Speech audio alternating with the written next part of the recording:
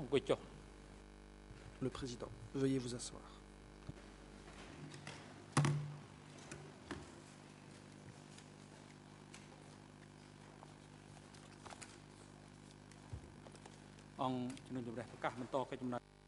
L'audience est ouverte.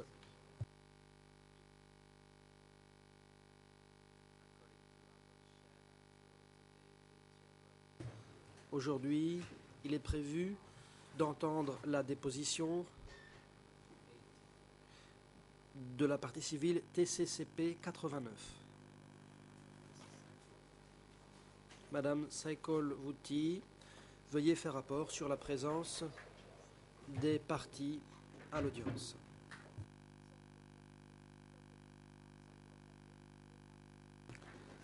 La greffière. Bonjour Monsieur le Président. Toutes les parties sont présentes, exception faite de Monsieur Yengsari. Il est absent pour raison de santé. Toutefois,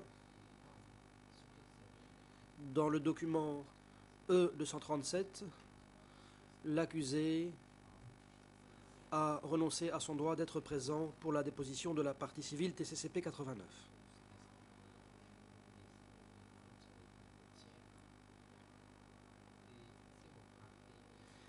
Cette partie civile est présente dans la salle d'attente à la disposition de la Chambre. Aucun témoin de réserve n'est prévu pour l'audience d'aujourd'hui. Le Président. Merci.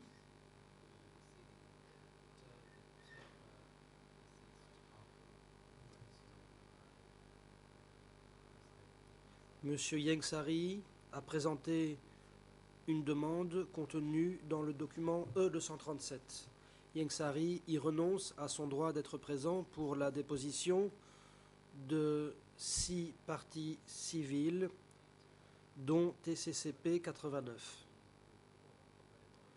D'après le rapport des médecins traitants de l'hôpital de l'amitié khméro-soviétique en date du 1er novembre 2012, Yengsari reste hospitalisé au service général de l'hôpital. Il a renoncé à son droit d'être présent pour la déposition de certains témoins et parties civiles pour raison de santé.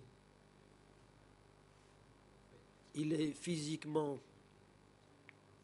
et mentalement apte à être jugé même s'il est hospitalisé. La Chambre continuera donc d'entendre la déposition de certains témoins et certaines parties civiles, parmi lesquelles TCCP 89, et ce, en l'absence de l'accusé en question. En application du règlement intérieur des CETC, la Chambre peut tenir audience en l'absence d'un accusé, pour autant que ce dernier ait donné son consentement. Huissier d'audience, veuillez faire entrer la partie civile dans le prétoire.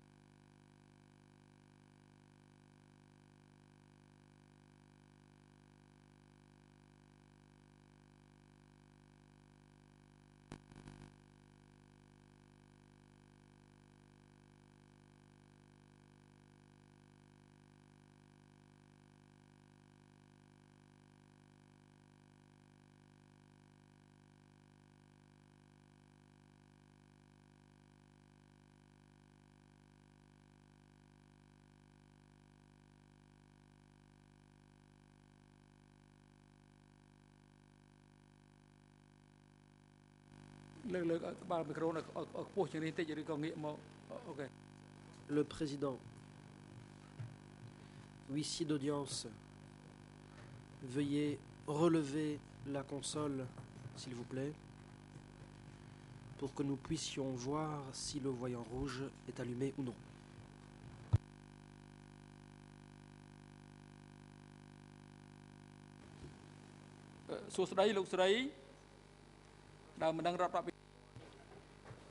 Bonjour, Madame la partie civile. Comment vous appelez-vous? Réponse.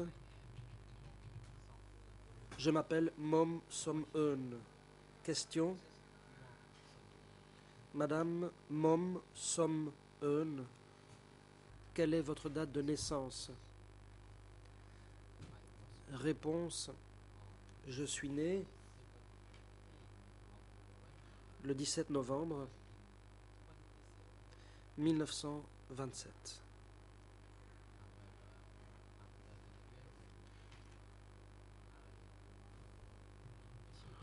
Mais, après les Khmers rouges, j'ai triché sur ma date de naissance. J'ai dit aux gens que j'étais né en 1930, de façon à pouvoir être recruté. J'ai dû le faire pour trouver un emploi en vue de nourrir mes enfants. Question. Où êtes-vous né? Réponse. Je suis né à Phnom Penh.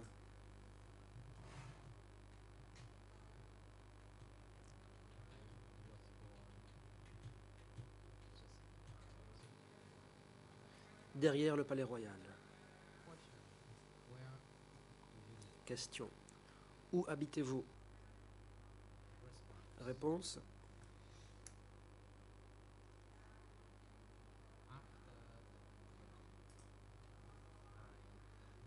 Après les Khmers rouges, je suis retourné dans ma maison, mais les troupes vietnamiennes m'en ont empêché. J'ai donc dû habiter dans une maison au ministère de l'Éducation. Ensuite, j'ai vendu la maison et j'en ai acheté une autre près de la route de Taphon. C'est là que j'habite actuellement. Question. Avec qui habitez-vous de nos jours? Réponse. Je vis avec mon fils, qui est ingénieur et qui travaille au ministère de l'Éducation. Il s'appelle Ok On Narut. Question. Comment gagnez-vous votre vie?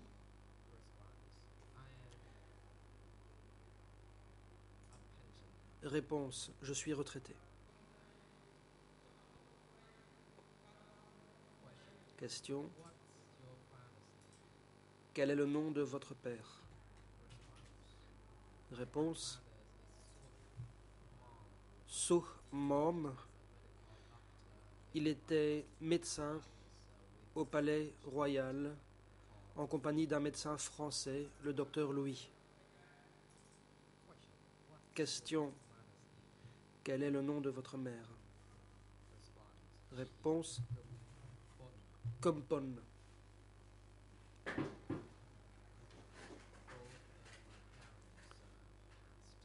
Mon père et ma mère sont décédés. Question. Est-ce que vous vivez seul avec votre fils ou bien est-ce que votre mari est encore en vie? Réponse. Je suis veuve.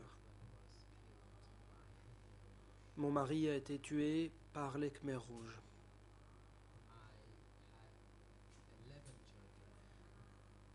J'ai 11 enfants. 6 d'entre eux ont été tués par les Khmers rouges. 5 filles et un fils ont été tués. À présent, il me reste 5 enfants.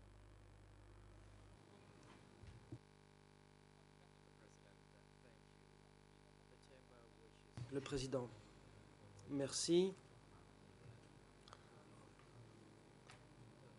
En application de la règle 91 bis du règlement intérieur, la parole sera donnée en premier lieu aux co-avocats principaux pour les parties civiles. Après quoi, ce sera le tour des autres parties. Les avocats des parties civiles et l'accusation disposent d'une demi-journée pour l'interrogatoire de la partie civile. Madame Mom Som-eun, la Chambre vous informe qu'en tant que partie civile,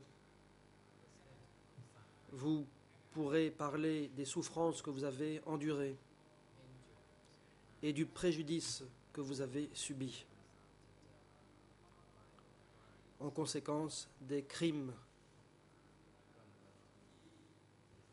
qui sont jugés dans le présent dossier.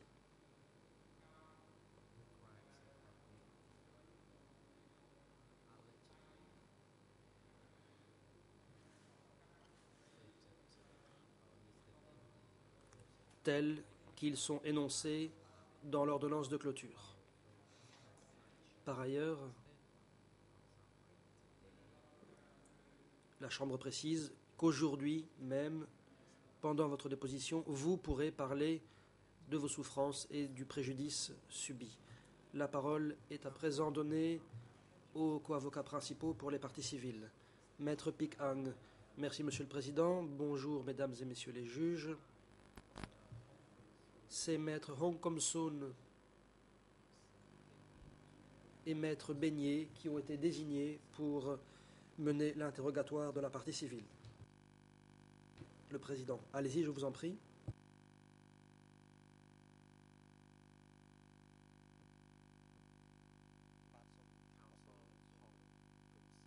Maître Hong Kom-soon. Merci beaucoup, Monsieur le Président. Mesdames, Messieurs les juges, bonjour. Mesdames, Messieurs les juges, bonjour à toutes les personnes ici présentes. Et bonjour à vous, Madame Mom Som-eun. Avant toute chose, j'ai une demande mineure à soumettre à la Chambre. Madame Mom Som-eun est une dame d'un certain âge.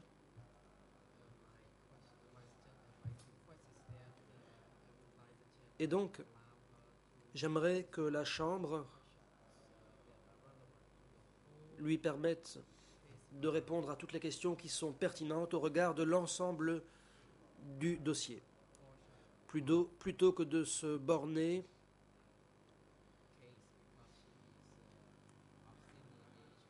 à certains cadres limités.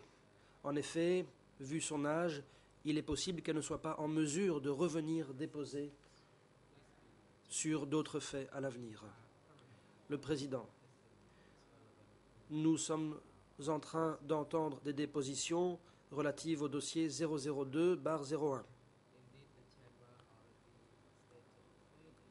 Comme la Chambre l'a déjà indiqué clairement, les parties civiles peuvent faire état de leurs souffrances par rapport à l'ensemble du dossier, mais les questions doivent se borner au segment pertinent du procès.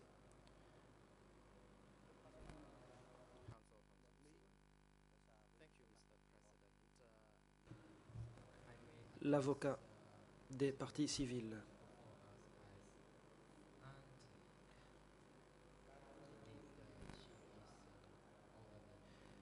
La partie civile est plus âgée que ma propre mère et donc je vais l'appeler ma tante.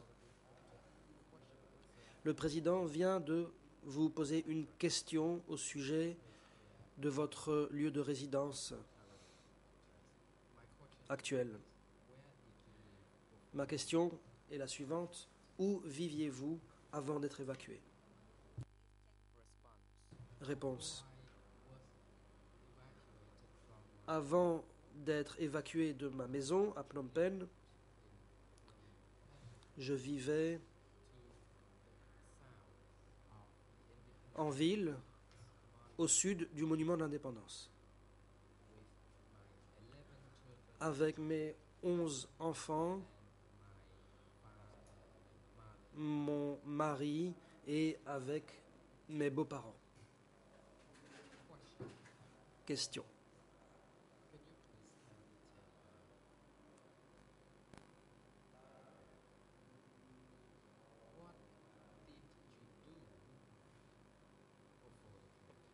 Que faisiez-vous avant l'arrivée des Khmers rouges, sous le régime de Lon Nol et avant cela? Réponse. J'étais enseignante au lycée Pririk Sampir. J'y enseignais le français. En 1970, j'ai demandé à être muté à Phnom Penh pour être plus près de mon mari, lequel travaillait au ministère de l'Éducation à Phnom Penh.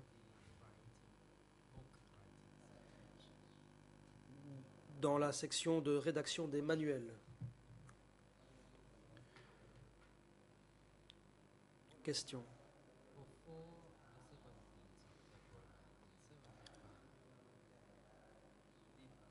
Avant le 17 avril 1975,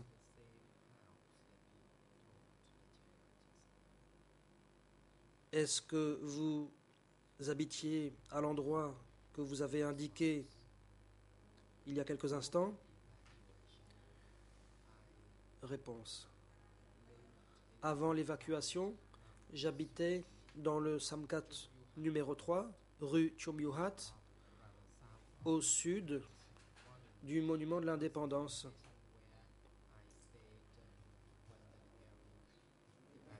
C'est là que je me trouvais lorsque les Khmers rouges nous ont évacués. Question. Le 17 avril 1975,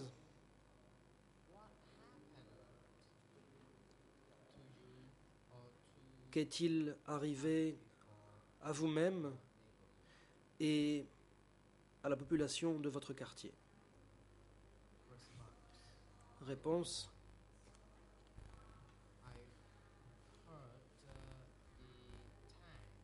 Durant la matinée, j'ai entendu des chars qui pénétraient dans la ville, à proximité de ma maison.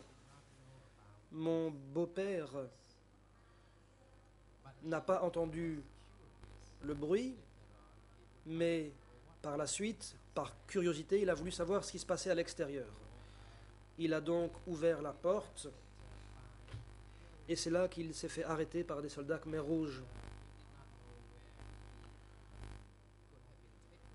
Nous ne savions pas où il avait été emmené.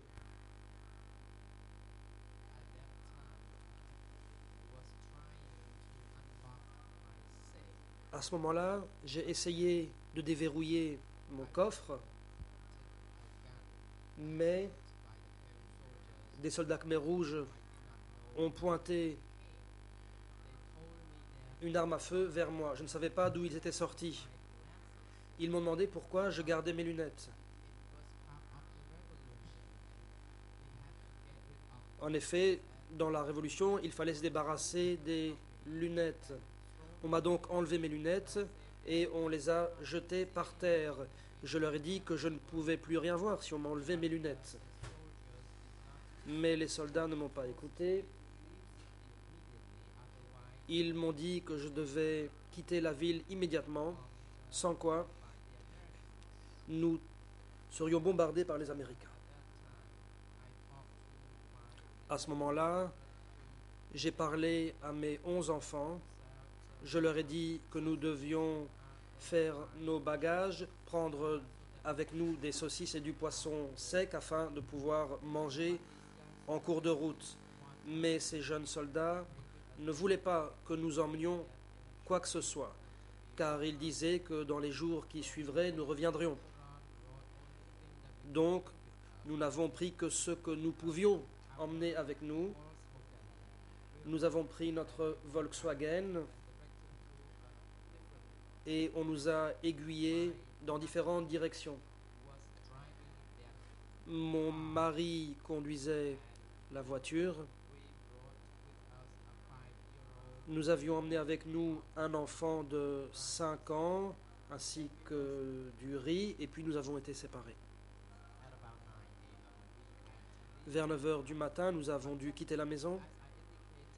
Mais comme je l'ai dit, mon beau-père avait déjà quitté la maison et nous devions donc partir à sa recherche. Mais nos recherches ont été vaines. Vers 15 heures,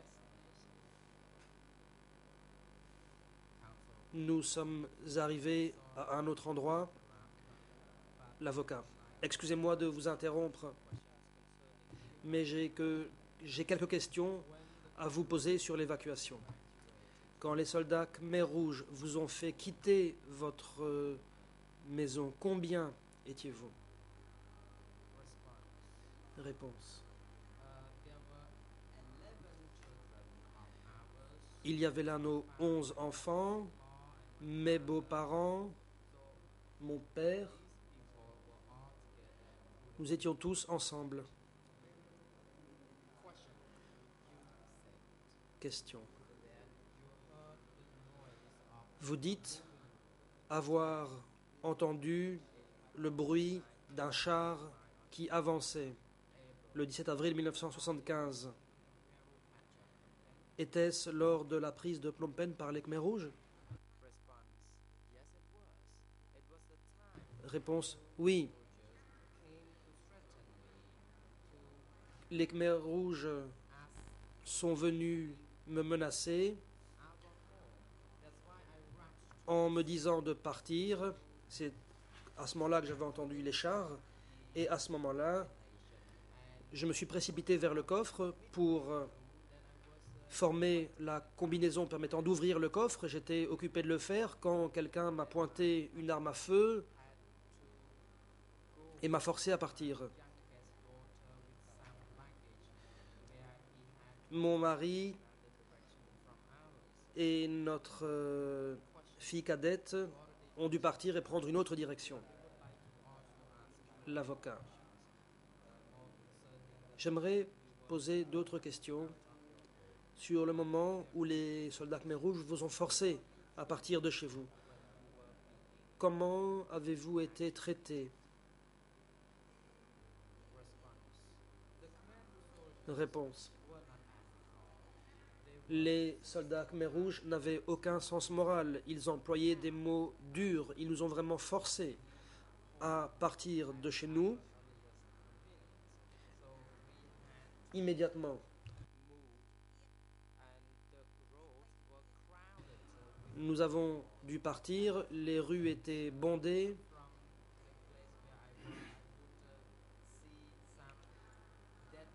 Et à quelques pas de chez nous, j'ai vu des cadavres.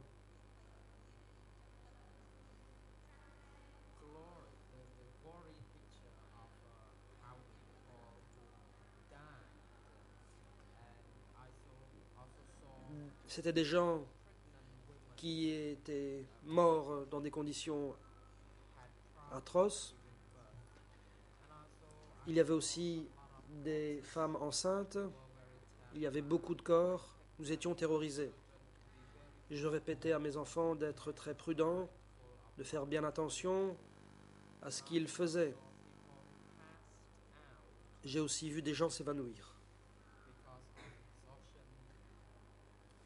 tellement ils étaient épuisés et déshydratés. Nous avons vu toutes sortes de choses.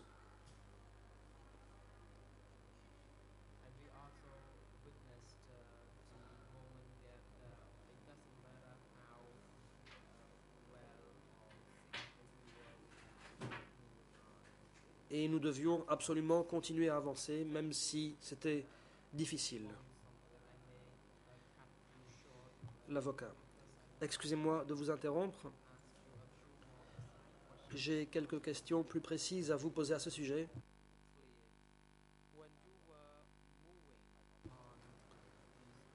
Alors que vous avanciez sur la route, qu'avez-vous vu?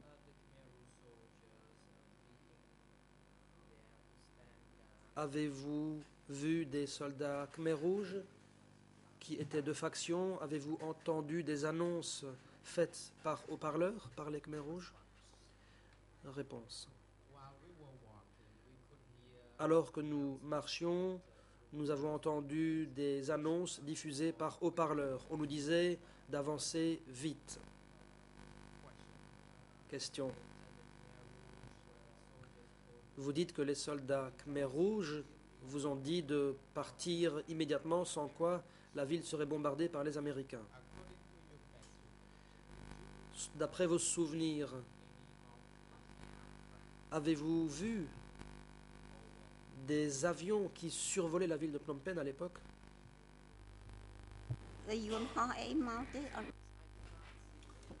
Réponse. Je n'ai pas vu d'avion, non. Je n'ai pas vu d'avion dans le ciel. J'ai seulement vu les soldats Khmer rouges qui ne cessaient de menacer les gens et les exhorter à marcher plus vite. Ils pointaient toujours leurs armes sur les gens. Et il m'arrivait aussi de voir des cadavres. Des femmes enceintes qui avaient des difficultés, mais je n'ai pas vu d'avion. Question.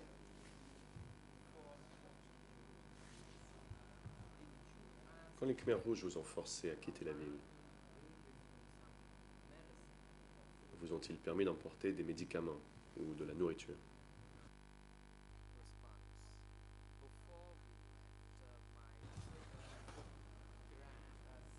Réponse. Mes enfants et moi avons pu, avant de partir, prendre du riz et des saucisses et autres aliments.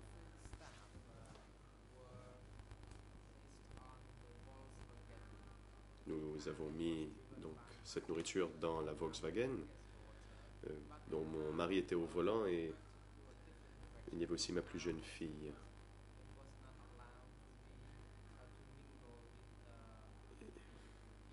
Mais on a réorienté la voiture car nous n'avions pas le droit de circuler là où les gens marchaient à pied. Question.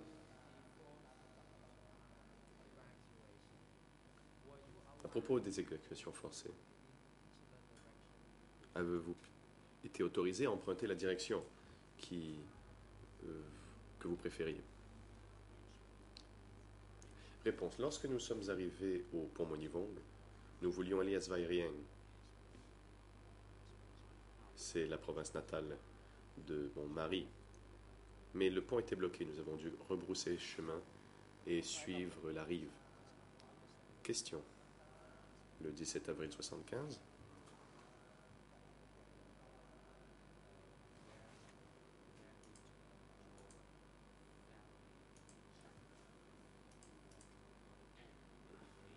vous avez quitté votre domicile pendant la journée. Et jusqu'où êtes-vous allé?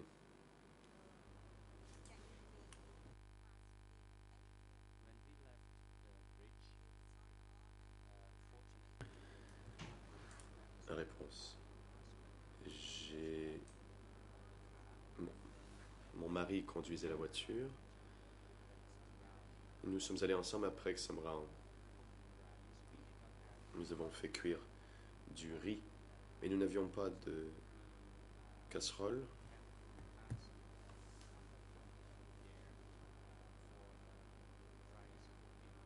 Donc, nous avons dû demander à quelqu'un une casserole pour faire cuire le riz, et que nous avons échangé contre quelque chose que nous avions, et c'était le 17 avril.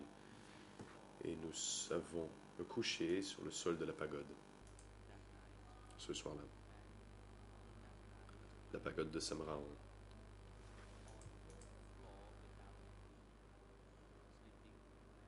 Nous avons couché à même le sol. Il n'y avait même pas de natte, de coussin. Mais la nuit tombée, nous pouvions sentir de la fumée.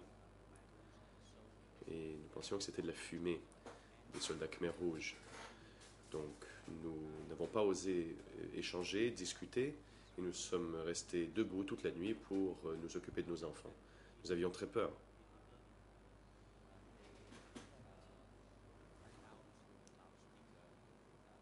Le lendemain matin, ils ont annoncé par haut-parleur que nous devions poursuivre notre chemin.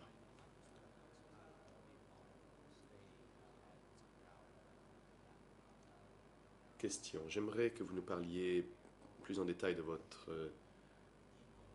du temps que vous avez passé à la pagode de Samraon. Y avait-il beaucoup de gens là-bas? Réponse. Il y avait, oui, beaucoup de gens. Nous sommes restés là avec d'autres gens qui ont été évacués de Phnom Penh.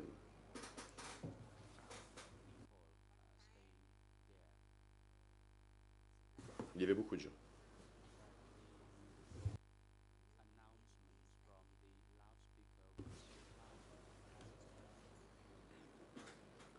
Mais le bruit sortant des haut-parleurs était si fort que nous ne pouvions pas parler. Question. Mais pourquoi ne parliez-vous pas entre vous? Pourquoi ne parliez-vous pas avec votre mari? Y avait-il une pression exercée par qui que ce soit?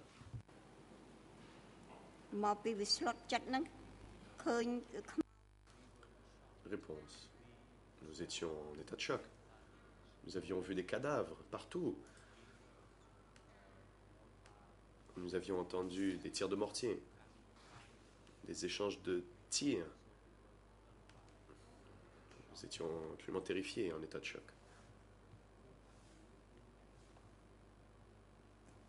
Nous ne pouvions rien faire. Question.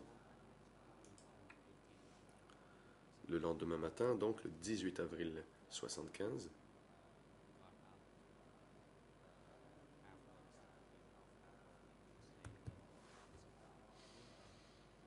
à la pagode de Samraon, saviez-vous où vous deviez aller le jour suivant? Où deviez-vous obéir aux ordres des Khmers rouges?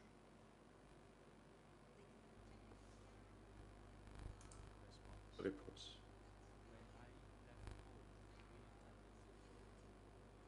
Quand nous avons quitté la maison, nous voulions aller à la province de Svay Rieng.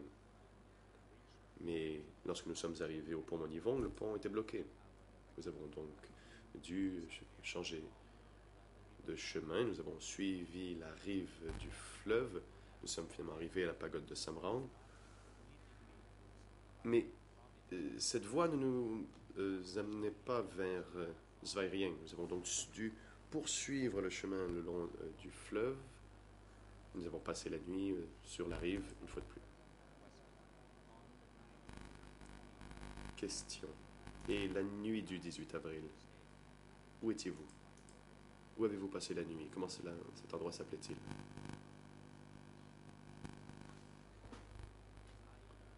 Réponse. Je pense, enfin si je me souviens bien, que c'était à Svay Rolum. Nous avons passé la nuit là-bas, nous avons fait cuire un peu de nourriture. Nous avons essayé de trouver quelques légumes que nous avons fait cuire avec du poisson sec, séché. Et nous avons fait avec mon mari et mes enfants. Mais nous avons mangé très vite. C'était sur les bords du fleuve, après le pont Monivong.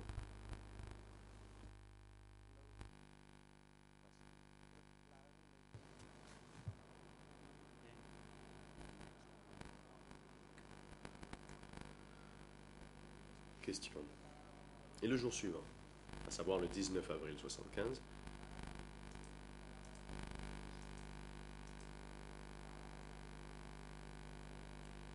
le long des bords du fleuve, que vous avez marché à pied pendant quelques jours, avez-vous trouvé des fruits ou quoi que ce soit d'autre à manger? Réponse.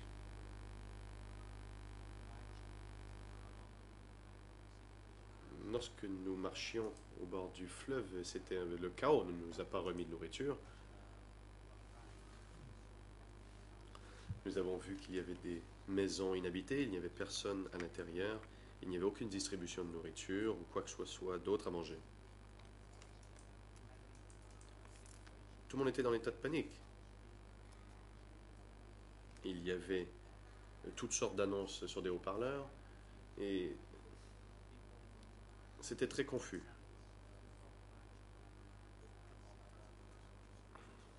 Certaines personnes ont été poussées, d'autres ont dû marcher le long du fleuve et la confusion régnait. Question. Et le matin du 19, avez-vous remarqué si les soldats Khmer Rouge vous accompagnaient, vous escortaient le long de votre chemin ou n'étaient-ils plus là? Réponse.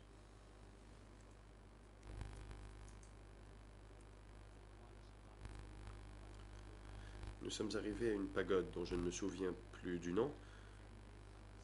Ils ont confisqué la voiture. Un des soldats, Khmer Rouge, a dit à ma famille qu'il pouvait conduire. Donc il a pris la clé et il a commencé à conduire. Mais il ne savait pas bien conduire en fait. Et il a eu un accident. Et ça a cassé ma voiture.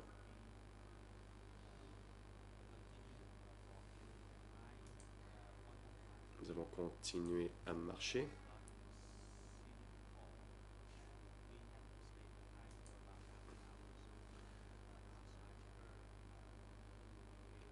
Et un de mes enfants a eu des difficultés. Nous avons dû rester en arrière pour la masser pour qu'elle reprenne connaissance. Donc nous sommes restés jusqu'à ce que ma fille reprenne connaissance. ក្រោយពេលដែលមីងទៅដល់វត្តដែលមីងមានប្រសាសន៍ថាមិនចាំឈ្មោះហើយត្រូវបានខ្មែរក្រហមដកហូតយកឡាន Question. Et vous dites que vous êtes arrivé à une pagode dont vous ne vous souvenez plus du nom.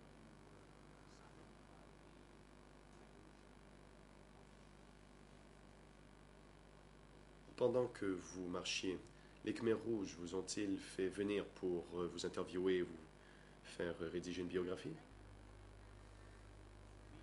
Réponse. Ils nous surveillaient étroitement. Ils nous demandaient tout le temps quel était le métier de mon mari.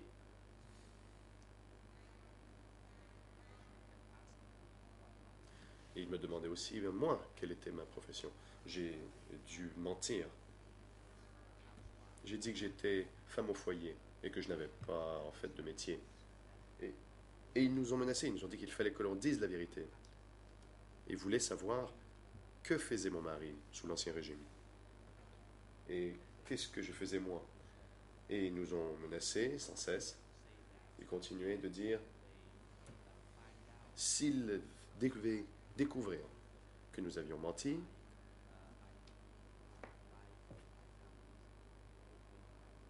cela mettrait en péril ma vie et celle de ma famille. Nous avions donc très peur.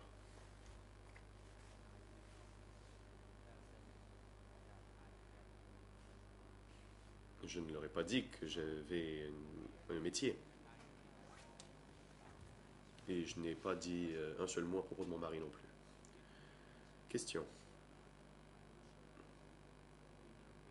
Avez-vous vu si les soldats Khmer Rouges ont interviewé d'autres familles ou s'ils ont arrêté des gens le long de la route?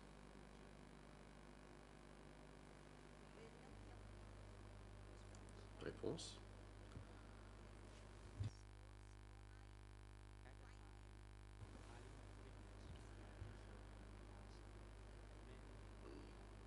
À ce moment-là, j'ai remarqué que les soldats Khmer Rouges posaient des questions aux gens, ils frappaient les gens. Mais ils n'étaient pas en uniforme militaire.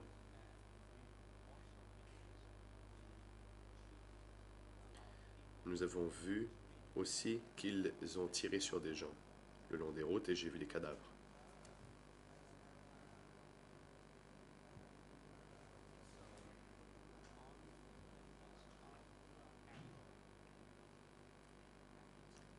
Question. Où êtes-vous arrivé le 20 avril 1975? Réponse. Nous avons dû suivre le bord du fleuve. Nous avons dû continuer jusqu'à ce que nous arrivions à la commune de Samraon. Nous sommes restés là-bas.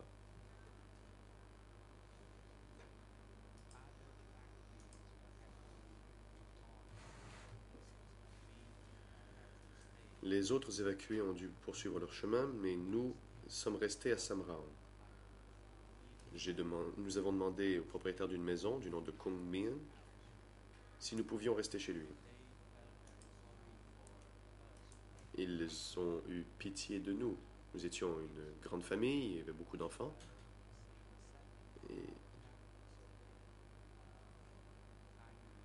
Et donc, nous ont généreusement logés. Ils ont aussi préparé de la nourriture pour nous. Kung Min, le propriétaire de cette maison, était une femme très bonne, généreuse. Elle nous a donné de la nourriture et du riz. Mais elle a dû le faire sans que les Khmers rouges s'en rendent compte.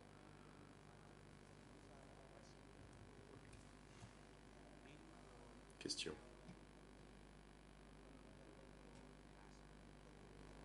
Votre famille, y compris votre mari et vos enfants, êtes-vous resté chez Madame Kung Min une seule nuit ou y avez-vous passé plus de temps?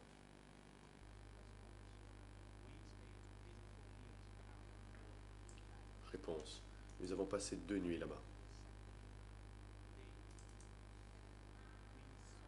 Le deuxième jour, nous avons vu des bateaux qui transportaient des gens. Et le lendemain, nous avons vu que les bateaux ne ramenaient que des vêtements. Il n'y avait plus personne. Donc nous avons vu les biens et les vêtements de ces gens. Nous avons donc présumé que ces personnes avaient été tuées, car la veille, les bateaux étaient venus avec plein de gens. Le lendemain, les bateaux repassaient, mais seulement avec les vêtements.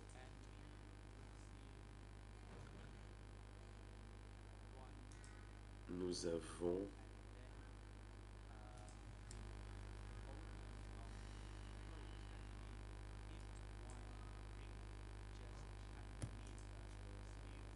reçu des vêtements et le propriétaire, enfin la personne à qui appartenaient les vêtements, avait caché une bague dans la manche de la tunique, et c'est là que nous avons compris que le propriétaire de cette tunique avait dû être tué. Question. Quand vous avez passé la nuit à Samrang, avez-vous demandé la permission aux gens qui faisaient le contrôle des foules? Qu'en est-il des autres familles? Ont-elles pu passer 2 nuits là-bas aussi?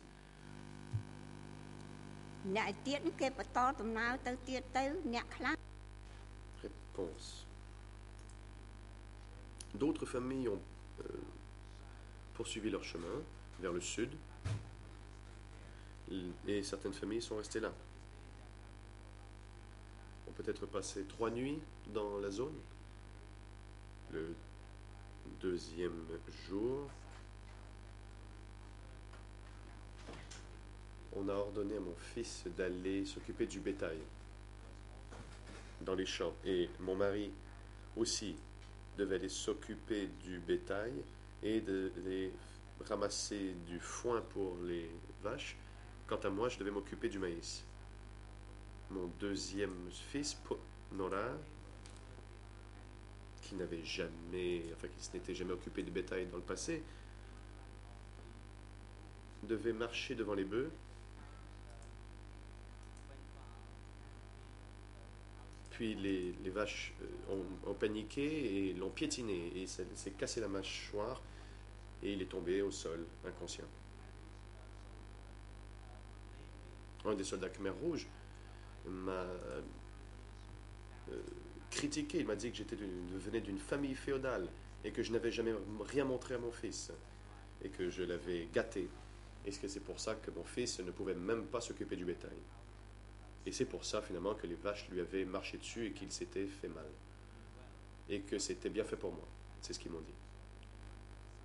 J'étais très triste pour mes enfants et mon fils.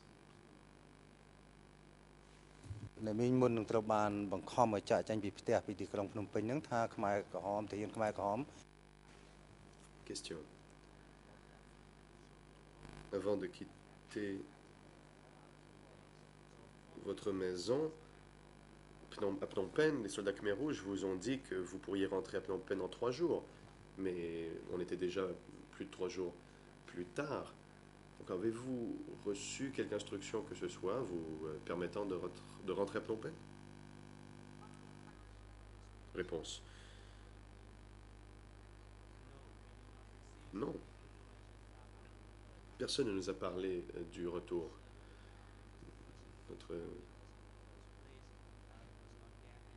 En fait, la personne qui nous avait donné les ordres au début n'était plus là. C'était toujours des gens différents que nous voyions sur la route. Les gens, par exemple, les peuples de base disaient que c'était bien fait pour les citadins et qu'ils devaient vivre cette vie difficile. Et c'est pour ça qu'on a demandé à nos enfants d'aller travailler dans les champs.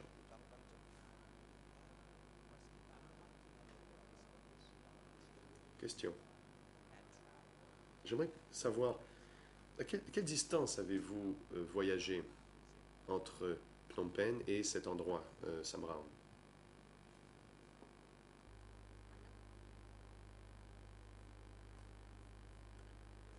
Réponse.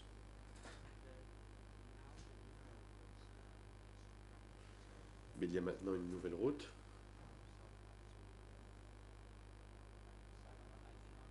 Il y avait donc un raccourci par Tulkrsan. Mais bon, maintenant c'est un peu plus proche, mais à l'époque la route n'existait pas. Donc nous avons dû suivre les bords du fleuve, une quarantaine de kilomètres de Phnom Penh, je pense. Question.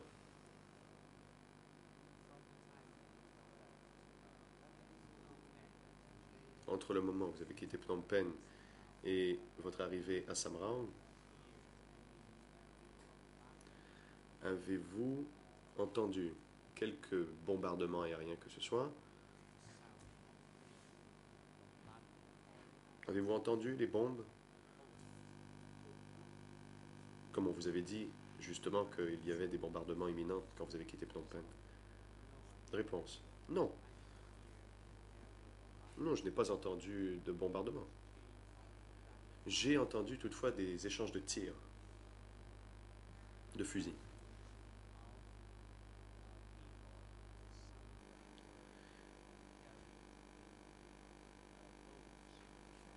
Pendant l'évacuation, certaines personnes ont dû être transportées par bateau. Nous, pour continuer notre voyage, et j'ai averti mes enfants de ne pas résister. Un de mes enfants, ma 7e fille, a eu une infection à l'oreille. Nous n'avions pas de médicaments. Nous ne pouvions pas la soigner. Tout ce que nous pouvions faire, c'est récupérer des feuilles d'arbre, les mâcher et lui faire un emplâtre à l'oreille. Et puis, ça l'a soulagée après quelques jours.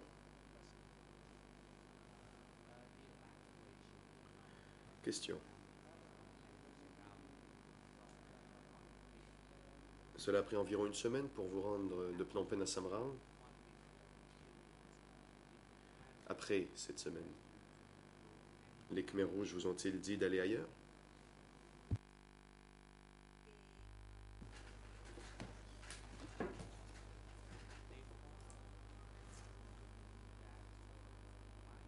Réponse.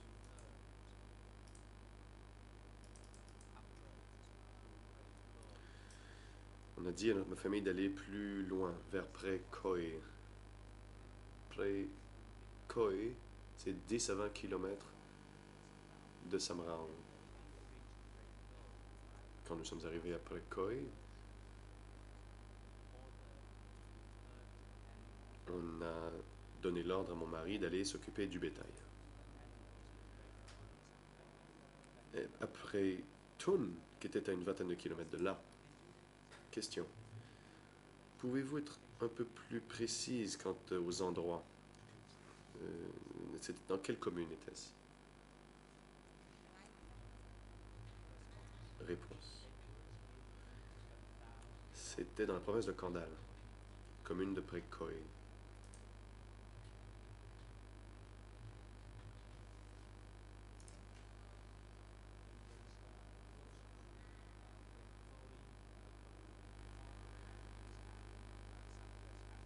District de Sang.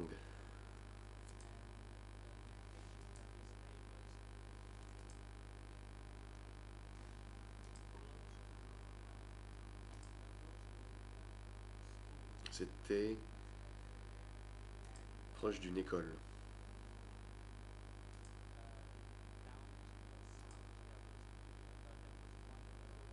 Au sud, il y avait une montagne, Tunmun, et on a donc envoyé mon mari s'occuper du bétail à la montagne de Tunmun. Question. À partir de quel moment les Khmers rouges ont-ils séparé votre famille? Combien de jours après l'évacuation de Phnom Penh? Réponse.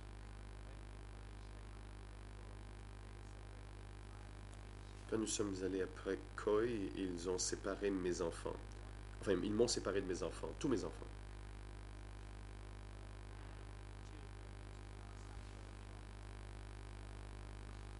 Un d'entre eux avait de l'asthme. Et chaque fois qu'il allait dans les champs, il avait de la difficulté à respirer. Il devait donc rester avec moi. Mais ils ont aussi demandé à mes enfants d'aller construire des digues à Tulkrosang. Donc, les enfants plus âgés sont allés construire des routes ou des digues, et les autres sont restés à l'unité des enfants près de la pagode de Bangchu. C'était à droite de la route, à 20 km environ de la maison où nous étions après Khoi. Quand nous sommes arrivés là,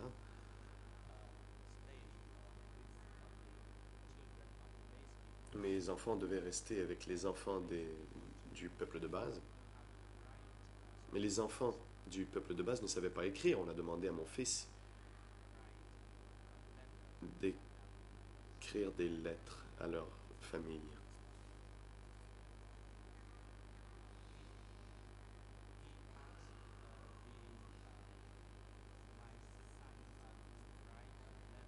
Donc on a demandé à mon fils d'écrire, mais ce n'était pas une lettre. Son contenu n'était pas véridique. C'était une duperie. Et les Khmers rouges ont reçu cette lettre. Il a été emprisonné dans un stupa.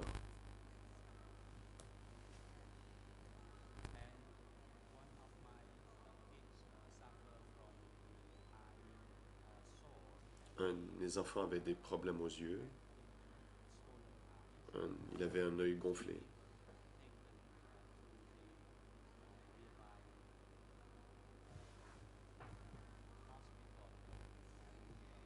Il a été envoyé à l'hôpital Khmer Rouge.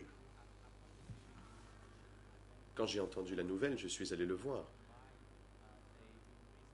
Et j'ai demandé pourquoi ils avaient enfermé mon fils dans une stupa.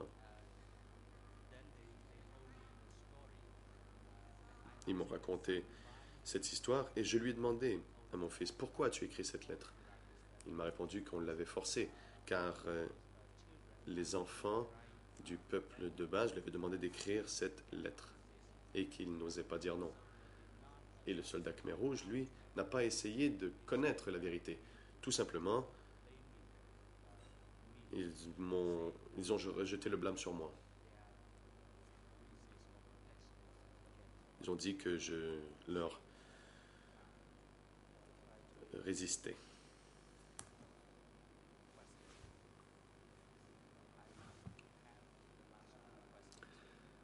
Maître Hankemson. Il me reste 2 questions à vous poser.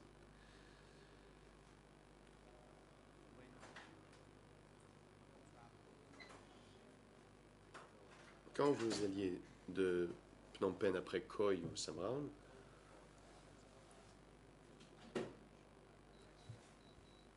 vous avez dit à la cour que les Khmers rouges ont arrêté vos enfants. Cela s'est-il produit tout de suite après l'évacuation ou plutôt ou plus tard?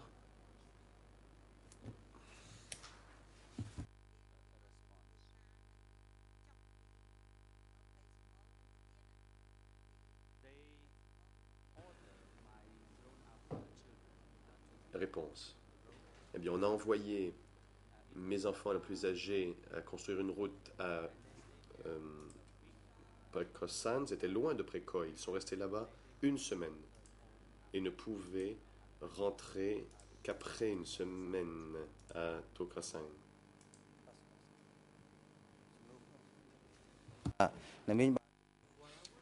Question. Ma question était la suivante. Vous avez dit au président que sous les Khmers rouges, 6 de vos enfants ont été arrêtés et exécutés. Vous avez aussi dit que votre mari, lui aussi, avait été arrêté.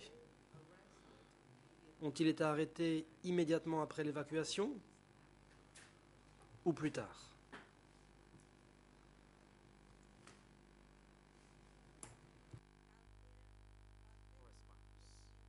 Réponse. Ça ne s'est pas produit immédiatement après l'évacuation, mais environ un an et demi après 1975. C'était en 1977.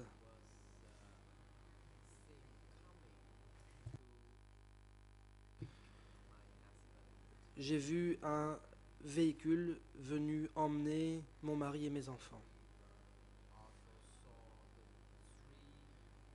Nous avons aussi vu 3 soldats Khmer rouges qui étaient à bord d'une Range Rover sans plaque d'immatriculation. On a fait monter mon mari à bord du véhicule et le chef de commune m'a dit de rentrer chez moi et de laisser partir mon mari. Au dire du chef de commune, mon mari partait travailler ailleurs et je pourrais le retrouver une fois qu'il serait installé. Question. Merci pour ces informations détaillées. J'ai toutefois encore quelques questions à vous poser. Quand avez-vous appris que vos enfants et votre mari avaient été exécutés? Réponse. Par la suite, on m'a emmené à l'île de Ksat Chunli et à la prison qui s'y trouvait. En fait, c'était une prison sans mur. Question. Laissez-moi reformuler. Quand exactement avez-vous appris que vos enfants et votre mari avaient été exécutés par les Khmers rouges?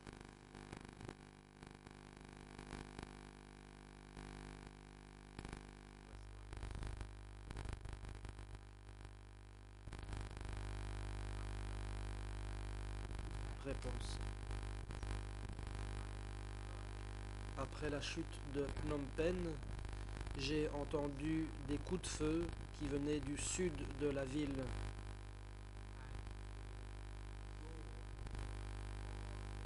Mes enfants ont dû partir à la recherche de leur mère à Ksat Chunli.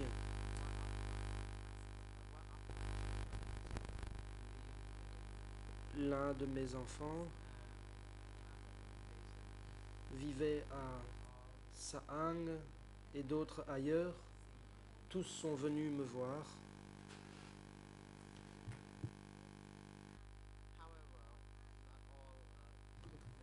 Toutefois, tous ne sont pas parvenus à aller me voir. Seuls 5 enfants ont réussi à rentrer à la maison. Les autres ont disparu.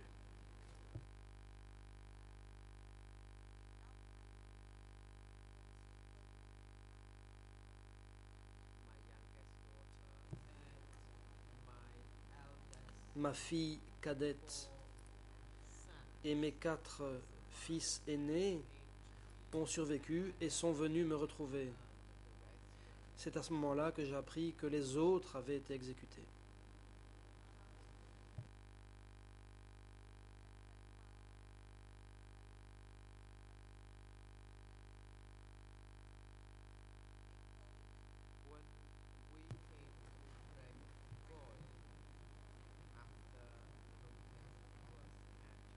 Après la prise de Phnom Penh par les Khmers rouges, nous sommes allés à Prek-Koy. Là, nous avons été aidés par une famille. Ils nous ont fait monter dans une charrette à bœufs pour aller à Takmae. Mais un soldat khmer rouge qui portait une machette nous a pourchassés.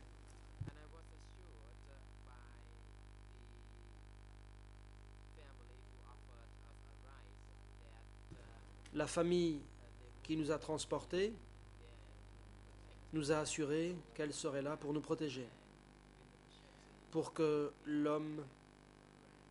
Et du coup, l'homme à la machette a pris peur et s'est enfui. L'avocat. Merci, j'en ai terminé. J'aimerais laisser la parole à ma consoeur.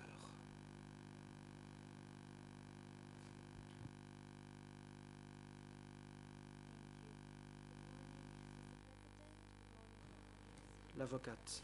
Bonjour, Monsieur le Président, Mesdames, Messieurs les juges, bonjour à toutes les personnes ici présentes. Bonjour, Madame Mom.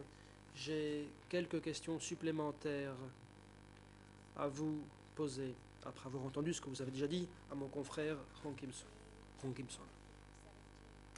Revenons à la journée du 17 avril 1975. Ce jour-là, selon vous, les Khmers rouges vous ont forcé à quitter votre maison. Première question. Ce jour-là, combien de gens sont entrés dans votre maison?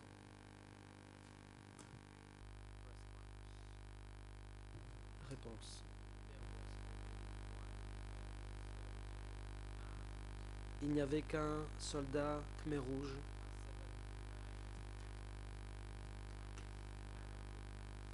armé d'une arme à feu. Il a jeté mes lunettes par terre. Il n'y avait donc qu'un soldat khmer rouge. Mon beau-père a entendu le bruit fait par des chars. Par curiosité, il a ouvert la porte et il est sorti et il s'est fait arrêter par les soldats khmer rouges. Question. Comment l'avez-vous reconnu en tant que soldat khmer rouge?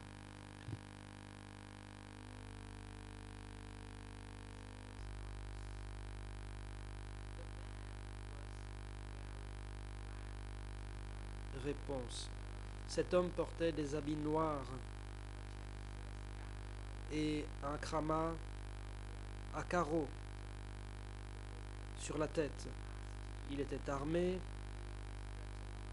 il m'a menacé,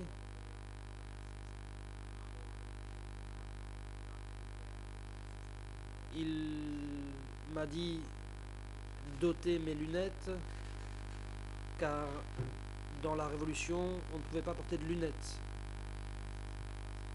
C'était pour moi très difficile de me déplacer sans lunettes, car je ne voyais pas grand-chose. Question. Vers quelle heure ce soldat khmer rouge est-il entré chez vous?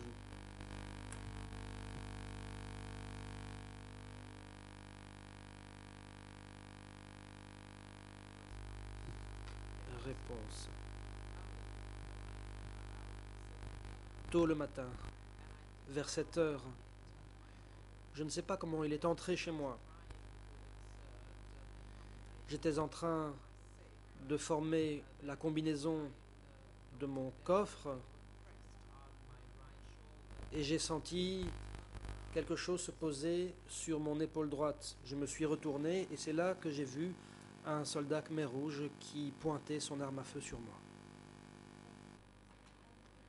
Question. D'après ce que vous avez dit,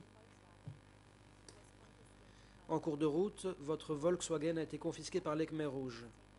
Est-ce que d'autres effets personnels vous ont été confisqués au cours du transfert forcé?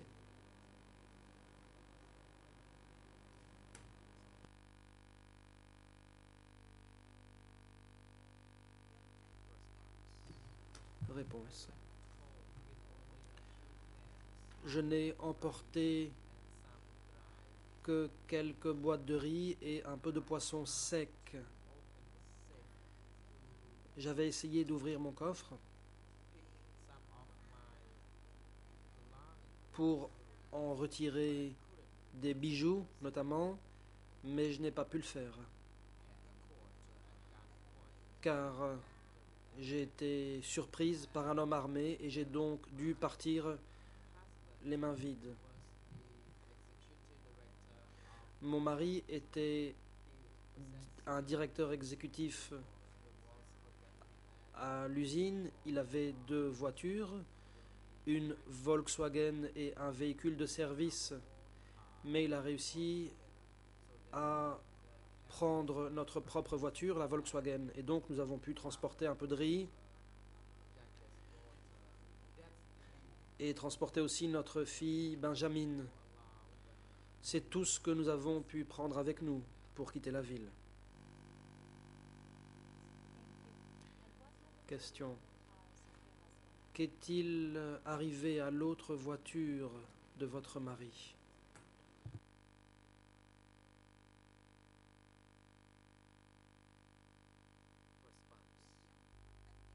Réponse. Je ne sais pas ce qu'il est arrivé à cette voiture, mais quand je suis retourné à Phnom Penh, je n'ai plus vu cette voiture. Je n'ai pas revu les véhicules appartenant à l'usine. Question.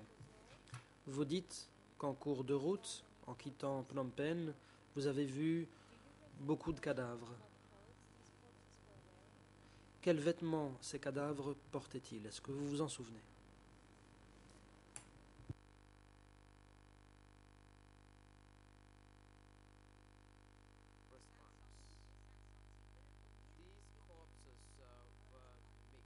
Réponse. Il y avait de tout. Des corps de civils et d'anciens soldats de Lon Nol. Certains corps portaient des uniformes militaires, d'autres des vêtements civils. Question. Où exactement avez-vous vu ces cadavres?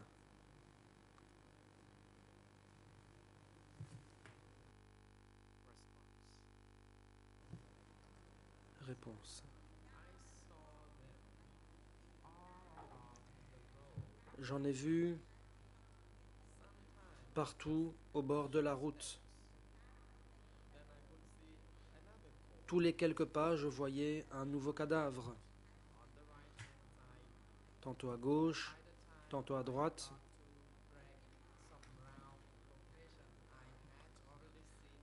Quand je suis arrivé après Somraung, j'avais déjà vu 20 corps ou davantage. Je n'ai pas pris la peine de compter tous ces cadavres. Je ne savais pas comment ces gens étaient morts. Peut-être étaient-ils morts d'épuisement. En tout cas, j'ai vu que leur corps était mutilé. Leur visage, par exemple, était contusionné. C'est ce que j'ai vu.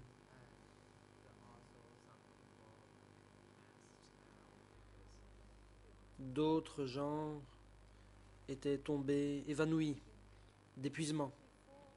Question. Vous dites que le soldat Khmer Rouge vous a enlevé vos lunettes. sans vos lunettes, dans quelle mesure étiez-vous à même d'observer ce qui se déroulait autour de vous?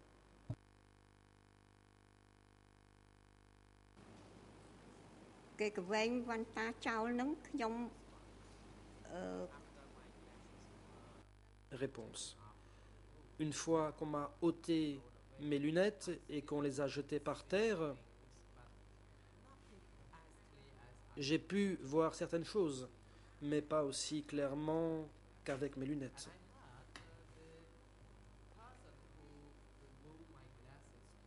Celui qui m'a enlevé mes lunettes m'a dit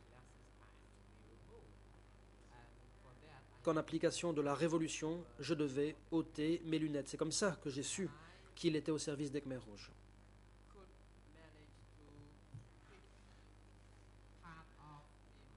Je me suis débrouillé pour ramasser quelques éclats de verre et j'ai pu utiliser ce qui restait de mes lunettes pour observer ce qui se passait autour de moi sur la route.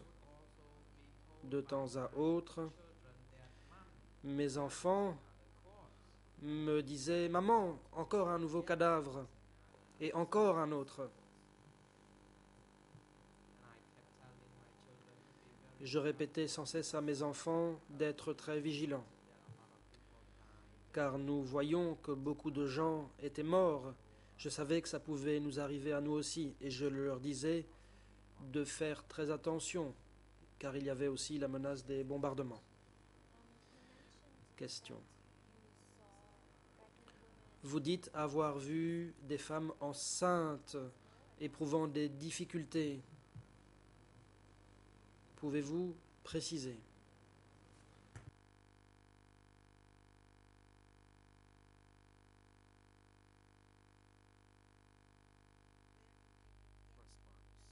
Réponse.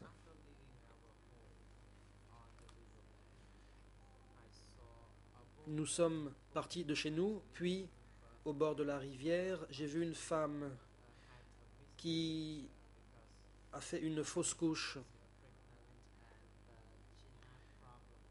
Elle était enceinte, elle avait du mal à marcher,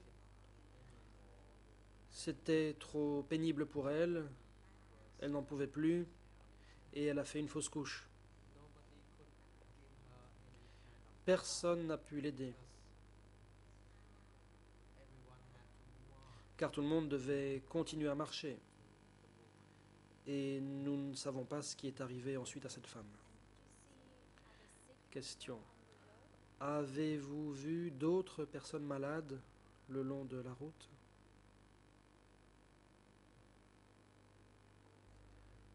Réponse.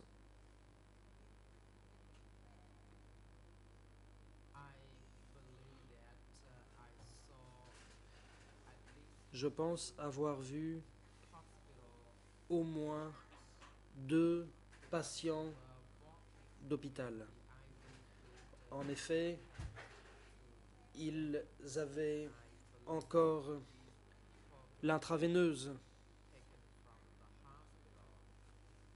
en marchant. Et donc je me suis dit que ces gens venaient certainement de quitter l'hôpital. Question. D'après ce que vous dites, le long de la route, il y avait des soldats Khmer rouges qui étaient de faction. Comment traitaient-ils les civils? Que leur disaient-ils?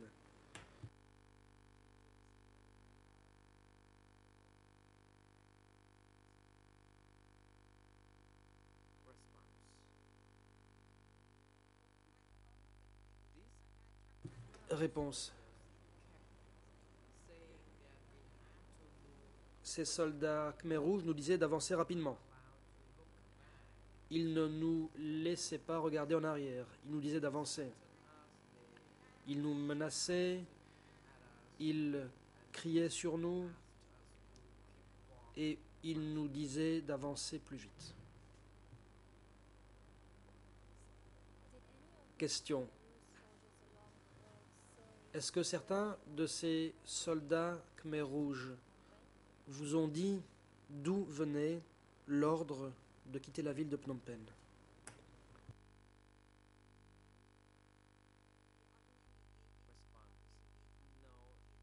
Réponse. Non, ils n'ont pas dit d'où venaient ces ordres.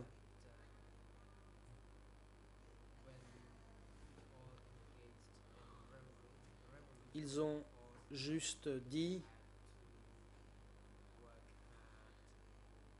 que nous devions travailler inlassablement pour la révolution.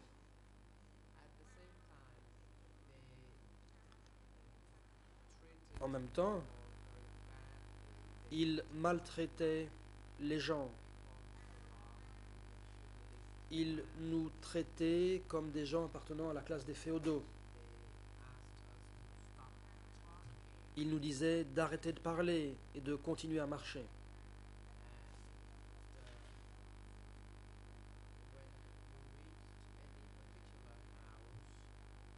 Quand nous arrivions à une maison, les soldats pointaient leurs armes sur les occupants de la maison pour qu'ils sortent et rejoignent la foule en mouvement, faute de quoi on leur tirerait dessus. Question. Vous dites être arrivé au village de Samraong. Vous dites qu'un certain Kong Niang vous a sauvé en vous cachant chez elle. Pourquoi Kong Niang a-t-elle dû vous cacher?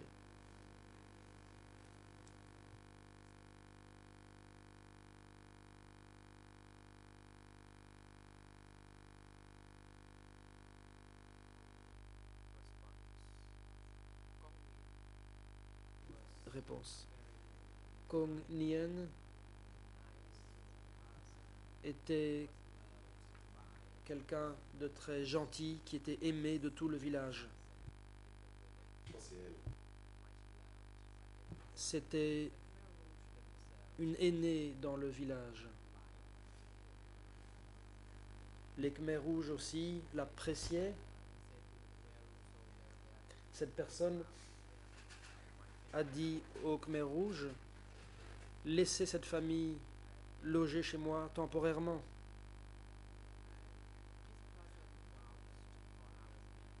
Cette personne s'est portée garante de notre famille.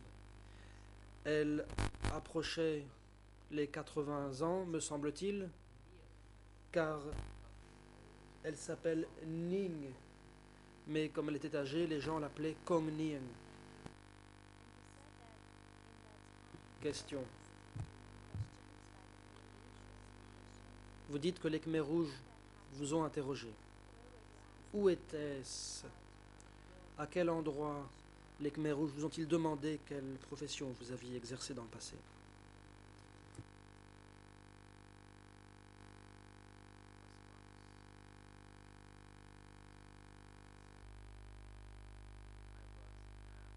Réponse. Ils m'ont demandé ce que j'avais fait à Phnom Penh. Je leur ai répondu que je ne faisais rien.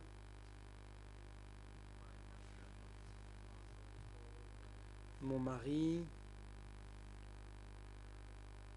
leur a dit qu'il travaillait, mais qu'il exerçait un emploi modeste. Moi, je ne leur ai pas dit que j'étais enseignante, j'ai dit que j'étais femme au foyer, que je m'occupais de mes enfants.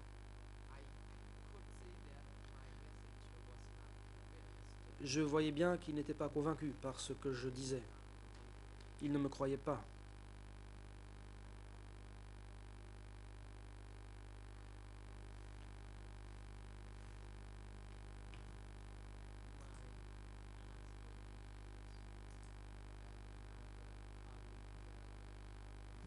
Mon mari et un collègue du nom de Bunta avaient été placés en détention durant 2 mois à l'époque de Lon Nol. Mais nous avons caché ces informations du passé. Question. Pourriez-vous préciser à quel moment on vous a interrogé?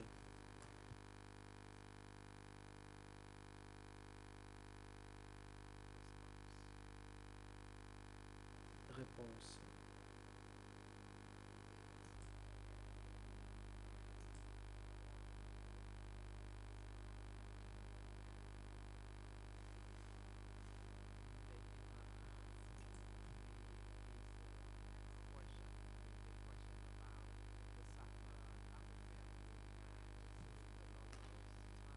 On ne nous a pas posé de questions sur les souffrances que ma famille avait connues sous le régime de Lon Nol. C'est moi qui me disais, nous avons déjà beaucoup souffert, pourquoi souffrir encore sous les Khmers rouges? Après Khoi, nous avons logé dans une maison en béton. Un après-midi, quelqu'un est venu nous demander si nous avions bien dormi, si la maison était confortable.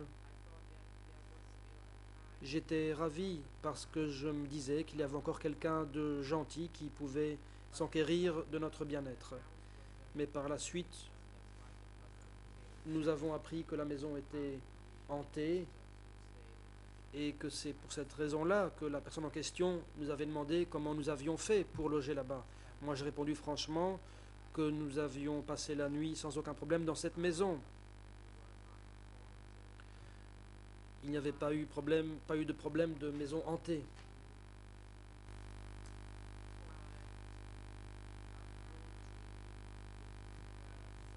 Une de mes filles est grimpée dans un arbre pour cueillir un fruit. Ça a étonné beaucoup de villageois. Beaucoup de villageois pensaient qu'elle allait tomber de l'arbre. En effet, selon la superstition, si quelqu'un a logé dans une maison hantée mais parvient ensuite à grimper dans un arbre sont tombés, ou plutôt, si quelqu'un grimpait dans un arbre, il allait tomber. Or, ma 7e fille n'est pas tombée. Question. Vous avez dit avoir menti sur votre ancienne profession. Pourquoi ne pas avoir dit la vérité à ce sujet?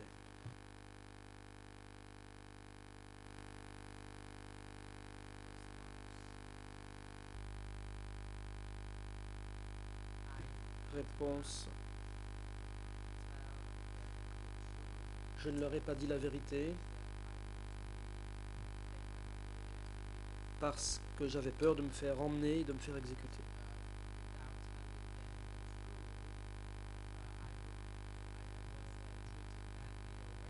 Déjà, en leur cachant la vérité, j'étais maltraité. Alors, imaginez donc, si j'avais dit la vérité, toute ma famille aurait pu être exterminée.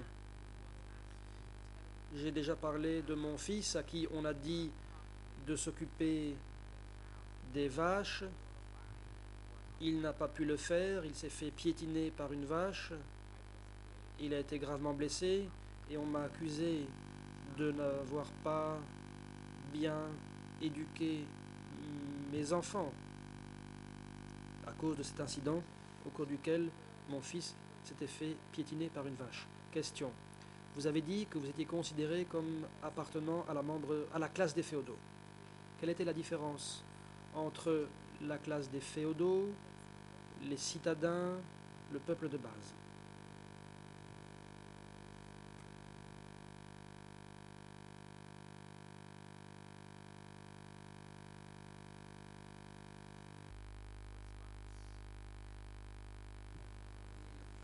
Réponse. La classe des féodaux, c'était les riches, les gens aisés. Le peuple de base, c'était les paysans pauvres. Ceux qui savaient s'occuper du bétail, s'occuper d'agriculture. Les gens de Phnom Penh ne le faisaient pas bien. Nous ne pouvions pas apprendre à nos enfants à s'occuper des vaches et donc nous étions accusés d'être des féodaux. Question. Après avoir été transféré de Phnom Penh, avez-vous été traité autrement que le peuple de base?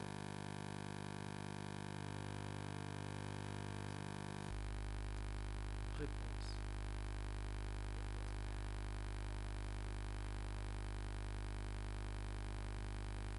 Si l'on parle du peuple de base, il y avait des gens bien et des gens mauvais. Certains des membres du peuple de base accusaient les nouveaux d'être des opportunistes, venus leur voler leur nourriture. Moi, je disais que ce n'était pas vrai. Je disais, nous ne sommes pas venus vous voler votre nourriture. Nous avons été forcés de quitter notre maison. Nous avons dû abandonner nos effets personnels, nos biens. Je leur disais que nous n'étions pas là pour leur voler quoi que ce soit. Mais certains ne le comprenaient pas. Ils disaient qu'avant, ils avaient assez à manger, ils mangeaient bien, mais que maintenant, il y avait des nouveaux qui arrivaient et que ces gens-là volaient la nourriture. Moi, je répétais que je n'y étais pour rien. Je disais que c'était d'autres qui nous avaient fait venir ici. Question. Merci. Vous avez dit que lorsque vous étiez au village de Samra, vous avez vu un bateau descendre la rivière transportant des gens et qu'à son retour, il n'y avait que des vêtements. Avez-vous vu qui était sur le bateau lorsqu'il descendait la rivière? ខ្ញុំអត់ស្គាល់ទេមិនមែនតែម្ដងនេះកណូតហ្នឹង Réponse. Je ne les connaissais pas. Ce n'est pas...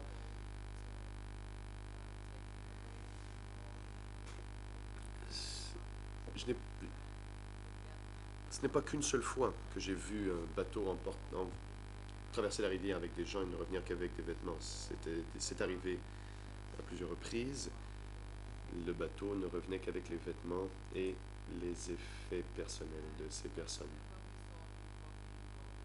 Et chaque fois que l'on voyait que des gens étaient mis sur un bateau pour traverser la rivière, tout le monde avait beaucoup de sympathie pour eux. Et pitié en même, car l'on sentait que c'était sans doute leur dernière journée et qu'ils allaient être exécutés.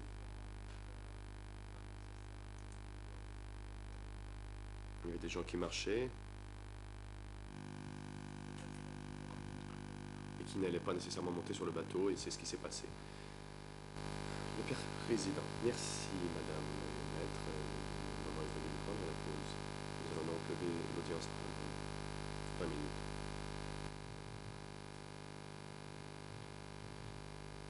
Veuillez, monsieur l'audience, apporter votre soutien à la partie civile. Nous reprendrons à 11 heures.